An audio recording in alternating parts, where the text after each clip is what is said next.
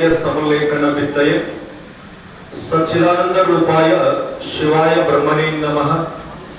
ತ್ರಿಕಾಲವಂದರು ಪೂಜ್ಯರಾದ ನನ್ನ ಅಂತರಂಗದ ಸದ್ಗುರು ಸುಕ್ಷೇತ್ರ ಹೆಚ್ಚಿಗೆರೆ ಮಠದ ಸದ್ಗುರುಗಳಾದ ಸದ್ಗುರು ಸಮರ್ಥ ಬಾಬುಸಾಹೇಬ್ ಮಹಾರಾಜರನ್ನ ಎನ್ನ ಹೃದಯದಲ್ಲಿ ಧ್ಯಾನಿಸಿಕೊಂಡು ಭಕ್ತಿ ಮುಕ್ತಿಯ ಪುಣ್ಯಕ್ಷೇತ್ರ ಪುಣ್ಯಭೂಮಿಯಾಗಿರ್ತಕ್ಕಂಥ ಶ್ರೀ ಅಳವೆ ಸಿದ್ದೇಶ್ವರ ಮಠದಲ್ಲಿ ಹಮ್ಮಿಕೊಂಡಿರುವ ಈ ಧರ್ಮಸಭೆ ದೇವ ಸಾನ್ನಿಧ್ಯ ವಹಿಸಿಕೊಂಡಿರ್ತಕ್ಕಂಥವರು ಅತ್ಯಂತ ಆತ್ಮೀಯ ಪರಪೂಜರಾಗಿರ್ತಕ್ಕಂಥ ಪರಮಪೂಜ್ಯ ಶ್ರೀ ಕೃಪಾನಂದ ಮಹಾಸ್ವಾಮಿಗಳ ದಿವ್ಯಚರಣಕ್ಕೆ ನತಮಸ್ತಕನಾಗಿ, ಅದೇ ರೀತಿಯಾಗಿ ಇನ್ನೋರ್ವ ದಿವ್ಯ ಸಾನ್ನಿಧ್ಯ ವಹಿಸಿಕೊಂಡಿರ್ತಕ್ಕಂಥವರು ಸದ್ಗುರು ಸಮರ್ಥ ದಯಾನಂದ ಸರಸ್ವತಿ ಮಹಾಸ್ವಾಮೀಜಿಯವರ ದಿವ್ಯಚರಣಕ್ಕೆ ನತಮಸ್ತಕನಾಗಿ, ಇನ್ನೋರ್ವ ದಿವ್ಯ ಸಾನ್ನಿಧ್ಯ ವಹಿಸಿಕೊಂಡಿರ್ತಕ್ಕಂಥವರು ಆತ್ಮೀಯ ಪರಮಪೂಜರಾಗಿರ್ತಕ್ಕಂಥ ರಮಾನಂದ ಮಹಾಸ್ವಾಮೀಜಿಯವರ ದಿವ್ಯಚರಣಕ್ಕೆ ನತಮಸ್ತಕನಾಗಿ, ಕರ್ನಾಟಕ ರಾಜ್ಯ ರೈತ ಸಂಘ ಹಸಿರು ಸೇನೆಯ ಹುಕ್ಕೇರಿ ತಾಲೂಕಿನ ಅಧ್ಯಕ್ಷರಾಗಿರ್ತಕ್ಕಂಥ ನಾಗರಾಜ್ ಹಾದಿಮನಿಯವರ ಆದಿಯಾಗಿ ಇಲ್ಲಿ ಸೇರಿರ್ತಕ್ಕಂಥ ಎಲ್ಲ ರೈತ ಸಂಘದ ಬಳಗಕ್ಕೂ ಹಿರಿಯರಿಗೂ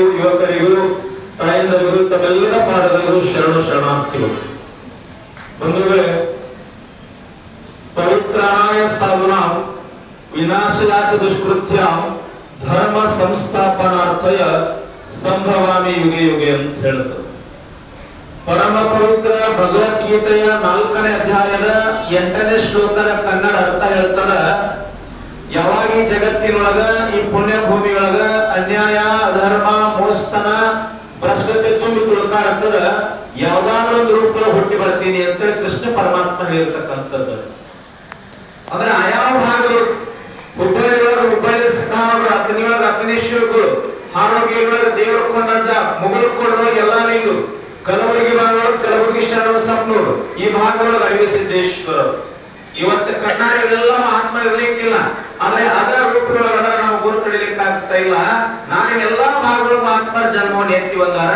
ಹೇಳುವ ಸಾರಾಂಶ ಏನದ ಅಂತಂದ್ರ, ನಾನ ದೇವರಂತೇಳಿ ಯಾವ ಮಹಾತ್ಮರು ಹೇಳಿಲ್ಲ, ನೀನು ದೇವರಂತ ಹೇಳ. ನಾವಿಷ್ಟೆಲ್ಲ ಶಾಸ್ತ್ರ ಕೇಳಿವಿ, ಪುರಾಣ ಕೇಳಿವಿ, ತರ್ಕ ಮಾಡಿವಿ, ಗ್ರಂಥ ಅಧ್ಯಯನ ಮಾಡಿವಿ, ಇಂಥ ಜ್ಞಾನಿಗಳ ಹತ್ರ ಜ್ಞಾನಾಮೃತವನ್ನ ಕೇಳಿವಿ. ಅವೆಲ್ಲ ಏನ್ ಹೇಳ್ಯಾರ ಅಂತಂದ್ರ, ನೀವೆಲ್ಲರೂ ದೇವರಾಗಿ ಹುಟ್ಟಿರಿ, ದೇವರ ಅಂಶದಿರಿ, ಆತ್ಮದ ಪ್ರತಿರೂಪ ಆದ್ರೆ ತಿಳ್ಕೋಬೇಕಾಗ್ಯದ ಅಂತ ಹೇಳ್ತಾರೆ. ಅದನ್ನ ಅಗ್ನೇಶ್ವರ ಎಷ್ಟು ಸರಳವಾಗಿ ಹೇಳ್ತಾರಂದ್ರ, ನಿನ್ನ ನಡೆ ನುಡಿ ಎರಡು ಒಂದಾಗಿದ್ರೆ ಇದ ಜನ್ಮ ಕಡಿ ಅಂತ ಹೇಳ್ತಾರ ಅವರು. ಅದನ್ನೇ ಧಾರವಾಡ ಜಿಲ್ಲೆಯ ನವಲಗುಂದದ ನಾಗಲಿಂಗಪ್ಪ ಅಂತೇಳಿ ಬಹಳ ದೊಡ್ಡ ಜ್ಞಾನಿಯವ. ಇಡೀ ಅಧ್ಯಾತ್ಮ ದೇವರು ಅಂತಕ್ಕಂಥದ್ದು ಒಂದೇ ಮಾತು ಹೊರಗತನ, ನಿರ್ಮಲವಾದಂತ ಮಡಿ, ಉಳಿದದ್ದೆಲ್ಲ ಕಾಲ್ಮಡಿ ಅಂತ. ಅದನ್ನ ಉಪಯೋಗಿಸಿದವರು ಬಹಳ ಸರಳವಾಗಿ ಹೇಳ್ತಾರ. ಅಹಂ ಬ್ರಹ್ಮಾಸ್ಮಿ, ಅಯಮಾತ್ ಬ್ರಹ್ಮ, ಪ್ರಜ್ಞಾನಂ ಬ್ರಹ್ಮ, ತತ್ವಮಸಿ ಅಂದ್ರ ತತ್ವಮಸಿ ಅಂದ್ರ ನೀನಾ ದೇವರಲ್ಲ, ನೀವಾ ದೇವರದ್ರಿ ಅಂತ. ಅದನ್ನ ಬಸವಣ್ಣನಷ್ಟು ವಚನ ಸಾಹಿತ್ಯವಾಗಿ ಹೇಳ್ತಾರ. ಕಲ್ಲು ದೇವರು ದೇವರಲ್ಲ, ಮಣ್ಣು ದೇವರು ದೇವರಲ್ಲ, ಮನದಿಂದ ಮಾಡಿದ ದೇವರು ದೇವರಲ್ಲ, ಪಂಚಲೋಹಗಳಿಂದ ಮಾಡಿದ ದೇವರುಗಳು ದೇವರಲ್ಲ, ಸೇತುಬಂಧ, ರಾಮೇಶ್ವರ, ಗೋಕರ್ಣ, ಕೇದಾರ ಮುಂತಾದ ಪುಣ್ಯಕ್ಷೇತ್ರದಲ್ಲಿ ಇರ್ತಕ್ಕಂಥ ದೇವರುಗಳು ದೇವರಲ್ಲ. ತನ್ನ ತಾನರಿತು ತಾನಾರೆಂದು ತಿಳಿದರೆ ತಾನೇ ದೇವ ನೋಡ ಪ್ರಮಾಣ ಕೂಡಲ ಸಂಗಮ ದೇವ ಅಂತ ಬಸವಣ್ಣ ಹೇಳ್ತಾರೆ. ಅದನ್ನ ಇಂಚೆಯ ಅಧ್ಯಾತ್ಮ ಸಂಪ್ರದಾಯಗಳು ಬಾಲ ಬ್ರಹ್ಮಚಾರಿ ಮಾಧವಾನಂದ ಪ್ರಭುಜವರಂತಾಗಿರುವುದು ತುಂಬಿದ ಸಭೆಯೊಳಗೆ ಕೇಳ್ತಾರ. ಯಪ್ಪ ದೇವರಂದ್ರ ಯಾರಿಗೆ ಹತ್ತಿರಿ ಅಂತಂದಾಗ ಅವ್ರು ಹೇಳ್ತಾರ, ನೀವು ಯಾವ ಧರ್ಮದವರಲ್ಲ, ಮತದವರಲ್ಲ, ಪಂಥದವರಲ್ಲ, ಜಾತಿಯವರಲ್ಲ, ಗೋತ್ರದವರಲ್ಲ, ತಾವು ಸೂತ್ರದವರಲ್ಲ, ತಾವು ಹೆಣ್ಣು ಅಲ್ಲ, ತಾವು ಗಂಡು ಅಲ್ಲ, ತಾವೆಲ್ಲರೂ ಕೂಡ ಶುದ್ಧ ಚೈತನ್ಯ ಆತ್ಮ ಸ್ವರೂಪದವರು ಇದ್ದೀರಿ. ಮಣ್ಣ ಬಿಟ್ಟು ಹೆಂಗ ಮಡಿಕೆ ಮಾಡ್ಲಿಕ್ಕೆ ಬರುದಿಲ್ಲ, ನಿಮ್ಮನ್ನ ಬಿಟ್ಟು ದೇವರಿಗೆ ಸಾಧ್ಯ ಇಲ್ಲ. ನಿಮ್ ಒಳಗ ದೇವರದಾನ, ನೀವೆಲ್ಲ ದೇವರಾಗಿ ಹೋಗ್ತೀರಿ. ಇಡೀ ಶಾಸ್ತ್ರ, ಪುರಾಣ, ಗ್ರಂಥ, ಅಧ್ಯಯನ, ತರ್ಕ, ಜ್ಞಾನಾಮೃತ ಇದೆಲ್ಲವನ್ನ ಹೇಳ್ತದ. ಏನ್ ಹೇಳ್ತದ ಅಂತಂದ್ರ, ನಿಮ್ ಒಳಗ ದೇವರದಾನ, ಆ ದೇವರನ್ನ ಜಾಗೃತಿ ಮಾಡೋ ಶಕ್ತಿ ಇಲ್ಲದಂದ್ರ ಒಬ್ಬ ಸದ್ಗುರುವಿನ ಹತ್ರ ಮಾತ್ರ ಅಂತ. ಅದನ್ನ ನಿಜಗುಣ ಶ್ಲೋಕ ಹೇಳ್ತಾರ. ಶ್ರೀ ಗುರು ವಚನೋಪದೇಶವನ್ನ ಆಲಿಸಿದಾಗಲಹುದು ನರನಿಗೆ ಮುಕ್ತಿ ಅಂತ ಹೇಳ್ತಾರ. ನಾನು ಬಹಳ ಶಾಸ್ತ್ರ ಪುರಾಣ ಆಳಕ್ಕೆ ಹೋಗೋದಿಲ್ಲ. ಇವತ್ತು ಕಲಿಯುಗದಾಗ ಏನ್ ಹೇಳೋದು ಅದನ್ನ 2 ಮಾತುಗಳನ್ನು ಹೇಳ್ತೀನಿ ನಾನು. ಒಬ್ಬ ಮಾಸ್ತರು ಕನಜ್ಞಾನ ಬರದ, ವಿದ್ಯಾವಂತರು ಮಕ್ಕಳಿರ, ಭೂಮಿ ಎದ್ದೆದ್ದು ಬಡದಿತ್ತು ಮಕ್ಕಳಿರ, ಹತ್ತಕ್ಕಾಗಿ ಹರಕೊಂಡು ತಿನ್ನುವ ದಿನಮಾನಗಳು ಬರ್ತಾ ಒಳ್ಳೆಚ್ಚರ, ರೊಕ್ಕದ ಗಡಿಗೆ ಹೊತ್ತು ಇವಾಗ ಬೆಕ್ಕಿ ಬೆಕ್ಕಿ ಎತ್ತಿರೋ ಮಕ್ಕಳಿರ ಅಂತ ಹೇಳ್ತದ. ಶಟಸ್ಥಲಜ್ಞಾನಿ ಉಳುವಿ ಚನ್ನಬಸವಣ್ಣವರು ಕಾಲಜ್ಞಾನ ಬರೀತಾರೆ. ಉಳುವಿಯ ಚೆನ್ನನು ಕಲಿಯುಗಗಳು ಹುಟ್ಟಿ ಬರುವಾಗ ಜೋಳ ಜೊಟ್ಟೆಲ್ಲ ಹಾರಿ ಹೋಗಿ ಗಟ್ಟಿ ಕಾಳಷ್ಟ ಉಳಿತಾವ ಅಂತ ಹೇಳ್ಯಾರ.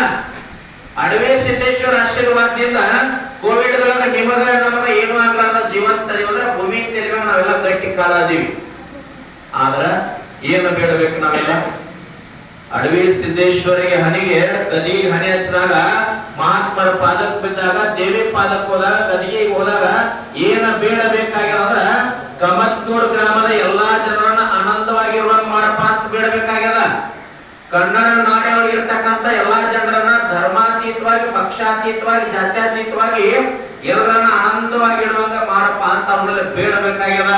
ಆದ್ರ ನಾವೇನ್ ಬೇಡಕತ್ತೀವಿ? ಬಹಳ ದೂರಿಂದ ಬೇಡ. ಇಲ್ಲಿ ನಿಮ್ಮ ಸಮೀಪದ ರಾಯಬಾಗ್ ತಾಲೂಕಿನೊಳಗ 45 ದಿನದ ಹಿಂದ ಒಂದು ಜಾತ್ರೆ ಆಯ್ತು. ಹುಲಿಕಾಂತೇಶ್ವರ ದೇವಸ್ಥಾನ ಅಂತ ಹೇಳಿ ಎಲ್ಲಾ ಹಿರಿಯರ ಕೂಡಿ ಹುಂಡಿ ಬಿಡದ ಲಕ್ಷ ಲಕ್ಷ ಹಣ ಬಂದದ. ಒಬ್ಬ ತಾಯಿ ಅಂದ್ರೆ ಒಬ್ಬ ಹೆಣ್ಮಗಳು ಒಂದು ಚೀಟಿ ಬರ್ದ.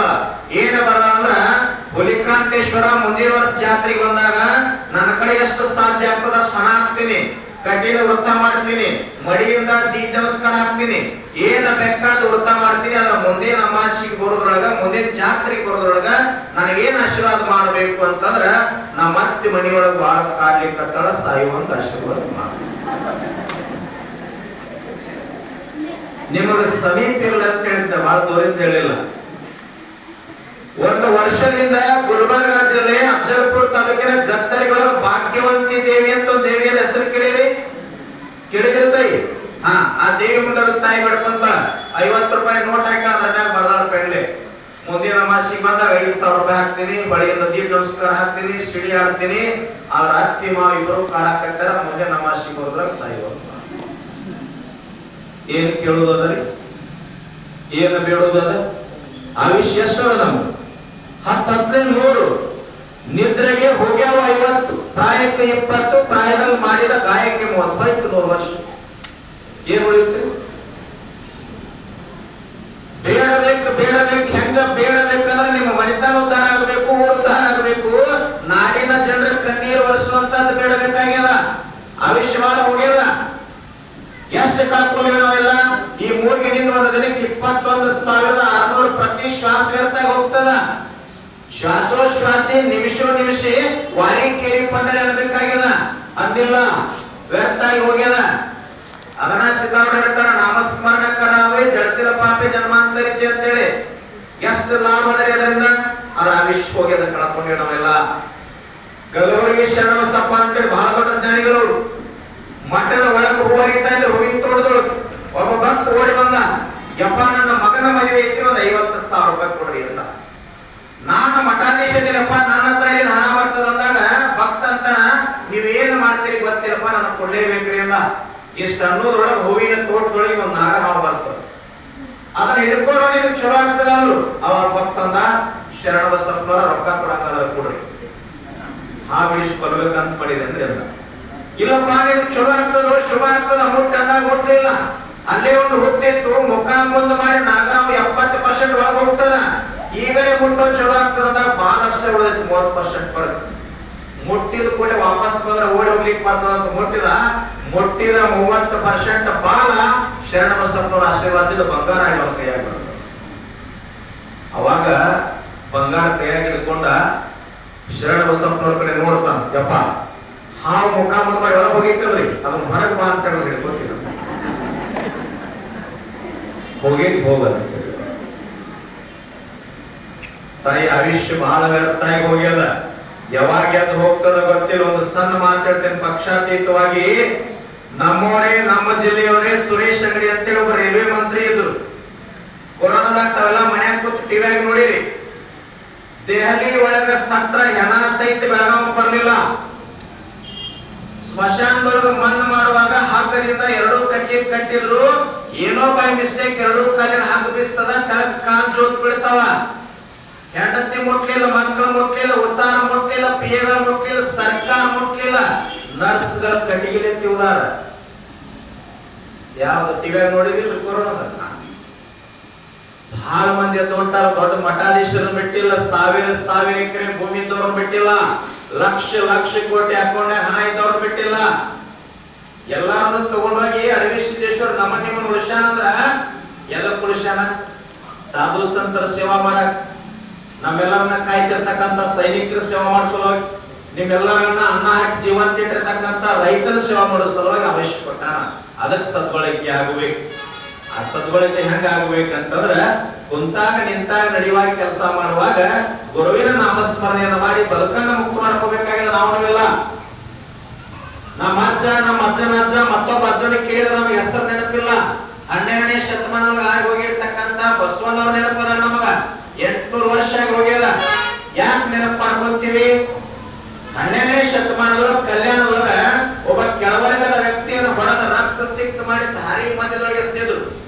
ಒಬ್ಬ ವ್ಯಕ್ತಿ ಬಂದು ಮುಟ್ಟಿದ ವ್ಯಕ್ತಿ ಯಾರಂತೇಳಿ ಬಿದ್ದಂತ ವ್ಯಕ್ತಿ ಗೊತ್ತಿಲ್ಲ. ಆದ್ರೆ ಬಿದ್ದಂತವ್ರ ಬಾಯಾಗ ಬರ್ತದ ಬಸವ ಬಸವ ಬಸವಣ್ಣ ಅಂತೇಳಿ.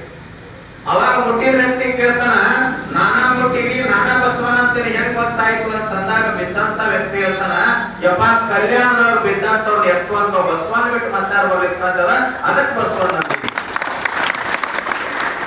ಬಿದ್ದಂತವ್ರು ಎತ್ತಿರೋನು ಬಸವಣ್ಣ. ಇವತ್ತೆಲ್ಲ ಮಹಿಳಾ ಸ್ತ್ರೀಗಳು ಪುರುಷರು ಸಮಾನವಾಗಿ ಕುಂತೇನು ಕಾರ್ಯಕ್ರಮ ಕೇಳಕತ್ತೀವಲ್ಲ, ಇದನ್ನು ತಂದು ಕೊಟ್ಟವ ಬಸವಣ್ಣ. 1200 ಜನ ವೇಶ್ಯ ತಾಯಂದಿರನ್ನ ಶರಣರನ್ನಾಗಿ ಬದಲಾವಣೆ ಮಾಡಿದಂತವ್ರು ಬಸವಣ್ಣ. ಎಲ್ಲಿ ಅಜ್ಞಾನಿ ತುತ್ತಿದ್ದ, ಎಲ್ಲಿ ಡಂಬಾಚಾರಿ ತುತ್ತಿದ್ದ, ಎಲ್ಲಿ ಮೋಸ್ತನ ತುತ್ತಿದ್ದ ಬಸವಣ್ಣ. ಕಳ್ಳ ಕಾಕರನ್ನ ಬದಲಾವಣೆ ಮಾಡಿದ್ದ ಬಸವಣ್ಣ. ಬಸವಣ್ಣನವರ ಕಾಲಾವಧಿಯೊಳಗ ಭದ್ರ ಅಂತ ಒಬ್ಬ ಕಳ್ಳನಿದ್ದ. ಮಹಾಮನೆಯಿಂದ ಬಸವಣ್ಣವ್ರ ಧರ್ಮ ಪತ್ನಿ ನೀಲಾಂಬಿಕೆಯವರು ಹೊರ ಹೋಗಿರ್ತಾರ. ಆ ಕಳ್ಳನ ಹೆಂಡತಿ ನೀಲಾಂಬಿಕೆಯವ್ರು ನೋಡಿ ಅವ್ರ ಮೈನಾಗ ಇರ್ತಕ್ಕಂಥ ಬಂಗಾರವನ್ನ ನೋಡಿ ಮೋಹಗೊಳ್ತಾಳ ತಾಯಿ. ತನ್ನ ಗಂಡ ಕಳ್ಳನಿಗೆ ಹೇಳ್ತಾರ, ಬಸವಣ್ಣವರ ಧರ್ಮ ಪತ್ನಿಯ ಮೈನಾಗ ಇರ್ತಕ್ಕಂಥ ಎಲ್ಲಾ ಬಂಗಾರವನ್ನ ಕಳ್ಳತನ ಮಾಡಿ ತಂದು ಕೊಟ್ಟ ನಿನ್ನ ಪ್ರಸಾದ ಅಂದ್ರೆ ಊಟಕ್ಕೆ ಹಾಕ್ತಿರ್ಲಿಲ್ಲ. ಅದಿಲ್ಲ ಅನಿವಾರ್ಯ ಆಯ್ತು. ಕಳ್ಳ ಕಳ್ಳತನ ಮಾಡಬೇಕಾಯ್ತು. ಆದ್ರೆ ಮಹಾಮನೆಯವರು ಬಸವಣ್ಣವ್ರ ಮಹಾಮನೆಯೊಳಗೆ ಹೋಗಬೇಕಾದ್ರೆ ನಮ್ಮ ನಿಮ್ಮಂಗ ಪ್ರವೇಶ ಇರಲಿಲ್ಲ. ಹನಿ ಮೇಲೆ ವಿಭೂತಿ ಧಾರಣೆ ಇರಬೇಕು, ಕೊರಳಲ್ಲಿಗಿದ್ರೆ ಮಾತ್ರ ಪ್ರವೇಶ ಇರುತ್ತೆ. ಅಲ್ಲಿ ಇರ್ತಕ್ಕಂಥ ವಿಭೂತಿಯನ್ನು ಧಾರಣೆ ಮಾಡಿದ ಲಿಂಗ ಇರ್ಲಿಲ್ಲಲ್ಲ. ಒಂದು ಬಟ್ಟಿ ಒಳಗೆ ಸಣ್ಣ ಕಲ್ಲನ್ನ ಕಟ್ಕೊಂಡು ಲಿಂಗ ಮಾಡ್ಕೊಂಡು ಲಿಂಗ ಧಾರಣೆ ಮಾಡ್ಕೊಂಡು ಒಳಗೆ ಹೋಗ್ತಾನೆ. ಮಧ್ಯರಾತ್ರಿ ಎಲ್ಲರೂ ಗಾಢ ನಿದ್ರೆಯೊಳಗಿದ್ದಾಗ ನೀಲಾಂಬಿಕೆಯವರ ಹತ್ರ ಹೋಗಿ ಎಲ್ಲಾ ಬಂಗಾರ ಕಳ್ತನ ಮಾಡ್ತಾನ. ಇನ್ನೇನು ಮಾಂಗಲ್ಯ ಸರಕ ಕೈ ಹಾಕುವುದ್ರೊಳಗೆ ತಾಯಿ ನೀಲಾಂಬಿಕೆಯವ್ರಿಗೆ ಎಚ್ಚರ. ಅವಾಗ ಕಳ್ಳ ಅಂತ ತಾಯಿಯವ್ರ ಚೀರಾಗ ಎಲ್ಲರೂ ಎದ್ದು ಬಂದಿರ್ತಾರ, ಬಸವಣ್ಣವ್ರು ಎದ್ದು ಬಂದಿರ್ತಾರ. ಏನೇನ ಕಳ್ಳ ಅಂದಾಗ ಇಲ್ಲೇದ ನೋಡ್ರಿಯಪ್ಪ ಅಂತಂದ್ರು ಎಲ್ಲರೂ ಕಳ್ಳಂದ್ರು ಸಹಿತ ಬಸವಣ್ಣವ್ರ ಕಳ್ಳನಿಗೆ ಕಳ್ಳ ಆಗ್ಲಿಲ್ಲ. ಬಸವಣ್ಣವ್ರಂತ ಹೆಂಡತಿ ಕಡೆ ನೋಡಿ, ಒಡನಿರ್ದ ಸತಿಯನ್ನು ನಂಬಿರುತ್ತೇನಯ್ಯ, ಕಳ್ಳನ ಮನೆಗೆ ಬಲುಕಳ್ಳನೊಬ್ಬ ಬಂದರೆ ಕೂಡಲ ಸಂಗಮನೊಡನೆ ಮತ್ತಾರು ಬರ್ಲಿಕ್ಕೆ ಸಾಧ್ಯದ. ಅವ ಬಸವ ಕಳ್ಳಲ್ಲ. ಪ್ರಪಂಚದೊಳಗ ನಾನೊಬ್ಬ ಕಳ್ಳದೇನಿ. ನನ್ನ ಮನೆಗೆ ಯಾವ ಕಳ್ಳ ಬರ್ತಾನ? ನಿನ್ನ ಮನೆಯಾಗ ಬಂಗಾರ ಭಾರ ಆಗ್ಯದ. ಆ ಭಾರವಾಗಿರ್ತಕ್ಕಂಥ ಬಂಗಾರ ತೆಗೆದು ನಿನ್ನ ಕುತ್ತಿಗೆ ಹಗರ್ ಮಾಡೋ ಸಲುವಾಗಿ ಬಂದಾನ. ಆ ಕಳ್ಳರ ಸಂಗಮನ ಆಗ್ತದನ, ಕಾಲಿಗೆ ಬಿದ್ದ ಆಶೀರ್ವಾದ ತಗೋಂತ. ಅವಾಗ ಕಳ್ಳ ಕಣ್ಣೀರ್ ಹಾಕುವಂತಾನ, ಯಪ್ಪ ತಾಯಿಯವ್ರಿಗೆ ಬೈಬೇಡ, ನಾ ಕಳ್ಳನದೇನ್ರಿ, ಬೇಕಂದ್ರ ನೋಡಿ ಅಂತ ವಿಭೂತಿ ಧಾರಣೆ ಮಾಡ್ಕೊಂಡಿದ್ರಿ, ನನ್ನ ಹತ್ರ ಲಿಂಗ ಇಲ್ಲ. ಕಲ್ಲನ್ನ ನೋಡಿ ಅಂತ ಬಟ್ಟೆ ಬಿಚ್ಚಿ ಕೈಯಾಗಿ ಇರ್ತಾನ. ಆ ಕಲ್ಲು ಕಳ್ಳನ ಕೈಯಾಗಿ ಕಲ್ಲಾಗೆ ಇರ್ತದ. ಭಕ್ತಿ ಭಂಡಾರಿ ಜಗಜ್ಯೋತಿ ಬಸವಣ್ಣವ್ರ ದೃಷ್ಟಿಯಲ್ಲಿದ್ದಾಗ ಕಲ್ಲು ಲಿಂಗವಾಗಿ ಪರಿವರ್ತನೆ ಆಗ್ತದ, ಭಕ್ತಿ ಅಂತ ಆಗ್ತದೆ. ಗುರುವಿನಿಂದಲೇ ಮುಕ್ತಿ, ಗುರುವಿನಿಂದಲೇ ಭಕ್ತಿ, ಗುರುವಿನಿಂದಲೇ ಸಹಜ ಪರಮೇಶ್ವರ ಪ್ರಾಪ್ತಿ. ಗುರುದೇವ ನೀನು ಹೊರತು ಅನ್ಯ ದೇವರು ಯಾಕೆ? ತಾಯಿ ಮಾತಾಡಬೇಕು. ಈ ಪುರಾಣಕ್ಕೆ ಮೈಕ್ ಕೊಡಬಾರ್ದು ಅಂತ ತಾಸುಗಳು ನಮ್ಮ ರೈತ ಸಂಘದ 10 ನಿಮಿಷನಾಗ ಬಿಡಬಹುದು. ಈಗ ನಡೆಯಂಗಿಲ್ಲ, ನಡೀತದಂತ ಇನ್ನೊಂದ್ 2 ತಾಸು ಹೇಳಿದ್ರೆ, ಇನ್ನು ಅಪ್ಪವ್ರ 1 ತಾಸು, ಇವ್ರ 1 ತಾಸು, ನಮ್ದು 2 ತಾಸು ನಡೀತದ ಹೇಳಿದ್ರೆ ಸುಮ್ಮ ಹಿಂಗ್ ಮಾಡ್ಬೇಡ, ಕರೆಕ್ಟ್ ಇದ್ರೆ ಹೇಳಿದ್ರೆ. ಇಲ್ಲೆಲ್ಲ ಚಲೋನೇ ಬುದ್ಧಿ ಇದೆ. ನಮ್ಮ ಬಳಗ ಇನ್ನೊಂದ್ ತಾಸು ಕೊಂಡಿರ್ತಾರೆ. ಬೀದರ್ ಜಿಲ್ಲೆ ಕಡೆ ಪುರಾಣಕ್ಕೆ ಹೋಗ್ಬರ್ತಾಯಿ. ನೀವೆಲ್ಲ ಸಾಯಂಕಾಲ ಪುರಾಣ 7 ಗಂಟೆಗೆ ಬರ್ತೀರಿಲ್ಲ, ಫಸ್ಟ್ ಕ್ಲಾಸ್ ಪುರಾಣ ಕೇಳಿ ಪ್ರಸಾದ ಮಾಡಿ ಆರಾಮ್ ನಾಮಸ್ಮರಣೆ ಮಾಡ್ಕೊಂಡು ಮನೆಗೆ ಹೋಗ್ತಿರಲ್ಲ. ಹಂಗಿಲ್ಲ, ಊಟ ಗೀಟ ಮಾಡ್ಕೊಂಡು 12 ಗಂಟೆಗೆ ಚಾಪಿ ಇರುತ್ತೆ ತಗೊಂಡ ಬರ್ತಾರೆ ಕೇಳಕ್ಕ. ಹೋಲ್ವಾರ ಹೋಗಿದ್ದೆ ನಾ ಬೀದರ್ ಜಿಲ್ಲೆ ಒಳಕಿಂಡಿ, 12:30 ಆಗಿತ್ತು. ಪುರಾಣ ಕೊಟ್ಟರು 1 ತಾಸು ಹೇಳಿ ಭಾಳ ಚಂದ ಚಪ್ಪಾಳಿ ಬಿಡಿದ್ರು, ಖುಷಿ ಆದ್ರು. 1:30 ಆತ್ಲ. ಇನ್ನೊಂದು 10 ನಿಮಿಷ ಹೇಳ್ಬೇಕಂತ ಕೇಳಿದೆ. ಬಹಳ ದೊಡ್ಡ ವೇದಿಕೆ ಅದು. ಒಂದು 10,000 ಜನ ತಾಯಿಯಂದ್ರೆ ಸೇರಿದ್ರು. ಇನ್ನೊಂದು 10 ನಿಮಿಷ ಹೇಳಿದ ತಕ್ಷಣ ಊರಾಗಿನ ದೊಡ್ಡ ಗೌಡರು ಒಳಗೆ ಆಫೀಸ್ನಾಗ ಬಂದೂಕ್ ತಗೊಂಡು ಹೆಗಲಿಗೆ ಹಾಕೊಂಡು ವೇದಿಕೆ ಮುಂದೆ ಸುತ್ತ ಹಾಕಿತ್ತು. ಅವಾಗ ನಾನೇ ಪಾಪ ರಾತ್ರಿ ಊಟ ಮಾಡಿರ್ಬೇಕು, ಗೌಡರು ವಾಕಿಂಗ್ ಮಾಡತ್ತಾರ ಸುಮ್ಬಿಟ್ಟೆ. ಇನ್ನೊಂದು 10 ನಿಮಿಷ ಮಾತಾಡಿದ ನಂತರ ನನಗೂ ಸಂಶಯ ಬಂತು.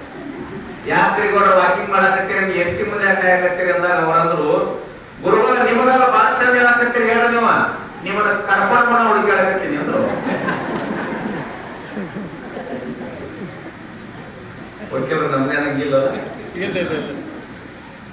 ತಾಯಿ ನಾಮಸ್ಮರಣೆ ಒಳಗೂ ಬಹಳ ತಾಕತ್ತದ.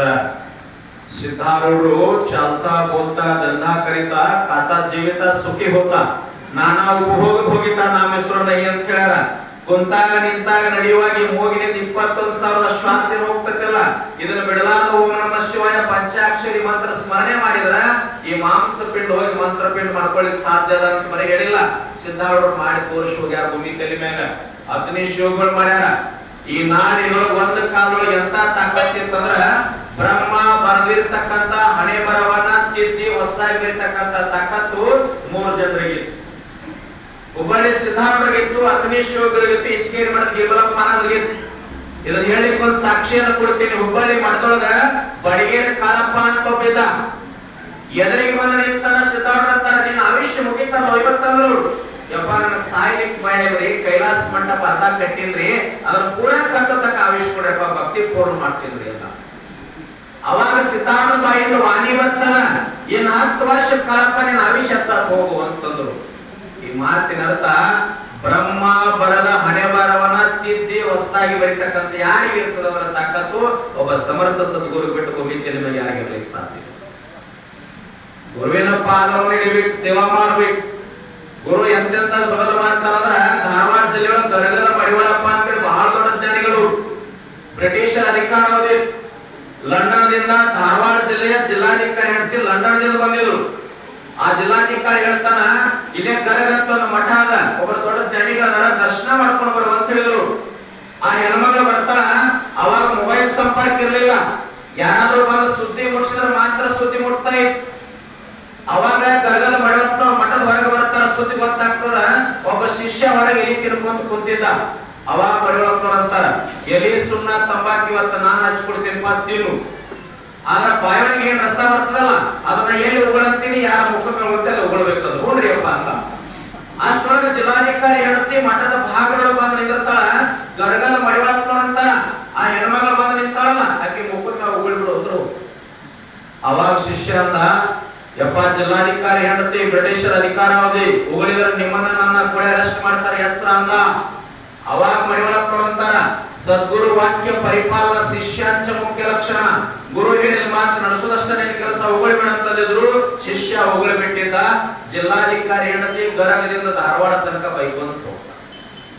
ಗರಗದ ಮಡಿವಾಳಪ್ಪ ಜ್ಞಾನಿ ಅಲ್ಲ, ಸಂತಲ್ಲ, ಡಾಂಬಿಕರನ ಸುಳ್ಳು ಅಂತ ಬೈಕೊಂತ ಗಂಟೆಗೆ ಹೇಳ್ತಾರ, ಈ ಕ್ಷಣ ಗರಗದ ಮಡಿವಾಳಪ್ಪನ ಅರೆಸ್ಟ್ ಮಾಡದೇ ಇದ್ರ ನನ್ನ ದೇಶಕ್ಕೆ ನಾನು ವಾಪಸ್ ಹೋಗ್ತೀನಿ ಅಂತ.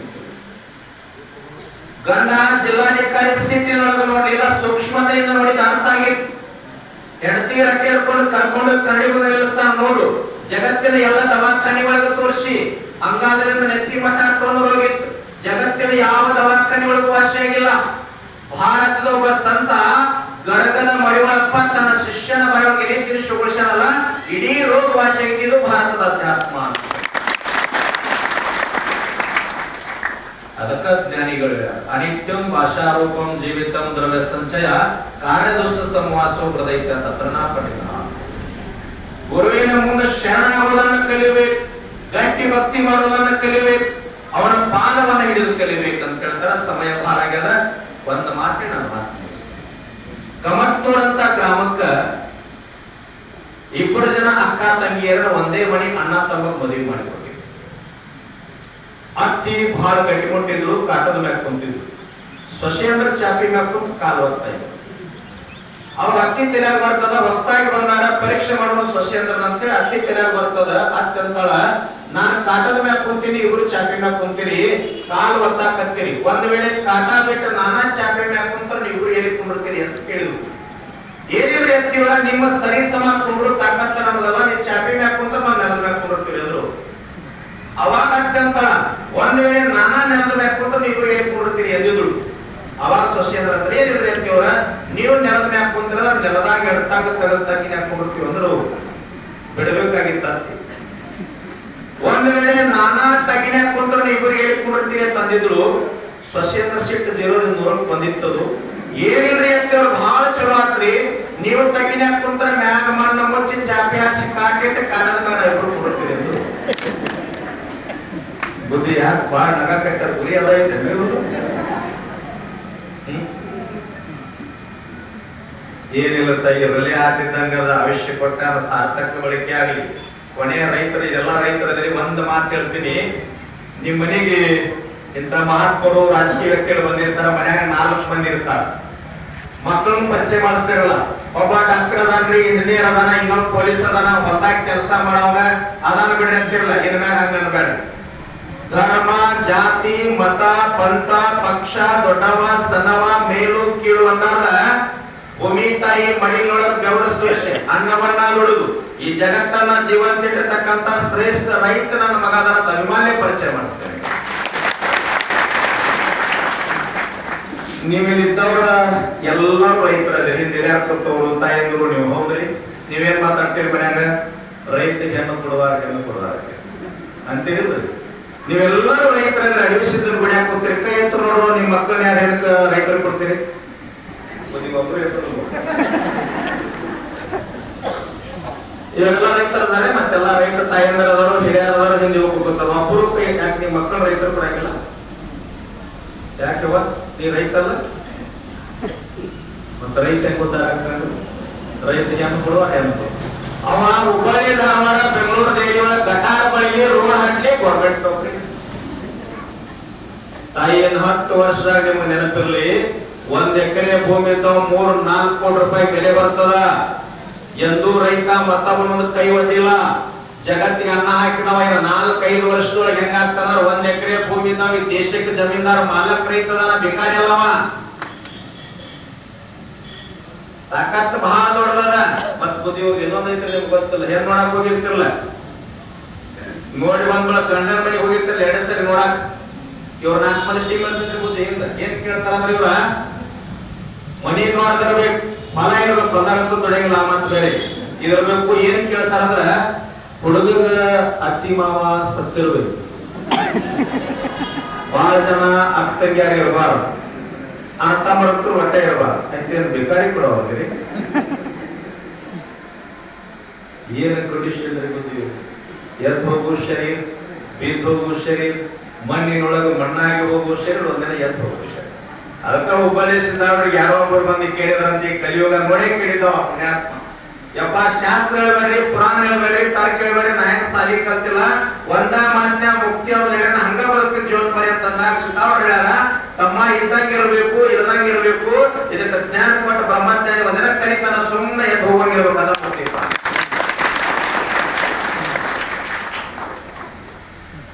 ಬಹಳ ಸರಳದ, ಶಾಂತಿ ಅದ, ಸುಭಿಕ್ಷೆ ಅದ, ಅಧ್ಯಾತ್ಮದ ಮನೆಯೊಳಗೆ ನಮ್ಮ ಮೇಲೆ ಜನ್ಮ ಆಗ್ಯದ.